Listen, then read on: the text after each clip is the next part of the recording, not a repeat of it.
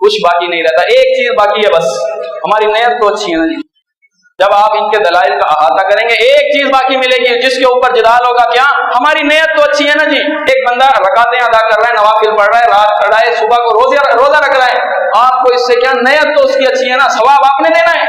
نیت کا اچھا ہونا قبولیت کی دلیل نہیں. اس کے اوپر میں نے ایک پہلے دلیل میں دے چکا ہوں کہ عمر رضی اللہ تعالیٰ کی نیت اچھی تھی, اور ان کا نیت کا اچھا ہونا تو رات پڑھ کے اچھی باتوں کے اوپر عمل کر لینا, وہ نیت کا اچھا ہونا قبول نہیں ہوا.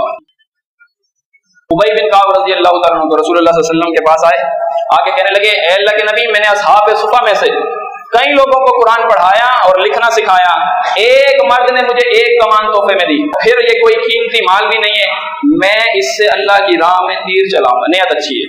نیت کا اچھا ہونا قبولیت کی دلیل نہیں بن رہا. رسول اللہ صلی اللہ علیہ وسلم نے فرمایا, کیا تم یہ چاہتے ہو کہ آگ کی کمان تمہارے گلے کے اندر ڈال دی جائے؟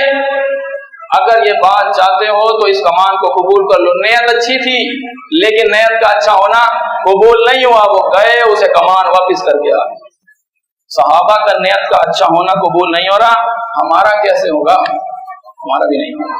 رسول اللہ صلی اللہ علیہ وسلم نے ایک لشکر تشکیل دیا, اس لشکر کا کمانڈر بنایا, سپہ سالار بنایا, امیر بنایا عبداللہ بن رواحہ کو.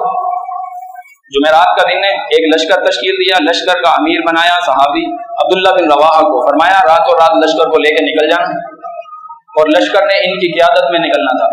عبداللہ بن رواحہ نے خیال کیا کہ کل جمعہ ہے اور ہو سکتا ہے یہ میری زندگی کا آخری جمعہ ہو, کیوں نہ میں اسے رسول اللہ صلی اللہ علیہ وسلم کے پیچھے ادا کر لوں. نیت اچھی ہے.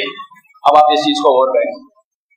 انہوں نے سوچا کہ جو لوگ میرے ساتھ ہیں, کوئی پیدل ہے, کوئی خچر کے اوپر سوار ہے, کچھ اونٹ کے اوپر سوار ہے, اور میرے پاس تیز ترین رفتار سواری گھوڑا ہے, اور میں اس جمعے کی صلاۃ ادا کر کے بھی نکلوں, زیادہ سے زیادہ میرا لشکر کہاں پہنچ گیا ہوگا؟ فلانے مقام تک میں اسے لے لوں گا.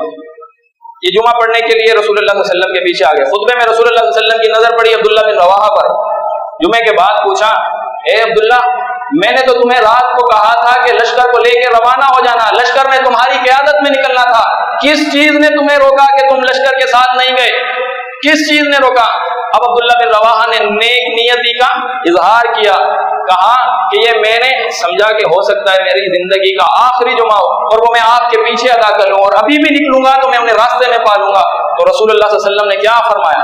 فرمایا عبداللہ بن رواحہ, زمین بھر کے مال تم خرچ کر کے بھی ان لوگوں کے مرتبے تک نہیں پہنچ سکتے جو میرا حکم سنتے ہیں اور چلے جاتے ہیں. نیت کا اچھا ہونا عمل کے قبولیت کی دلیل نہیں بنا.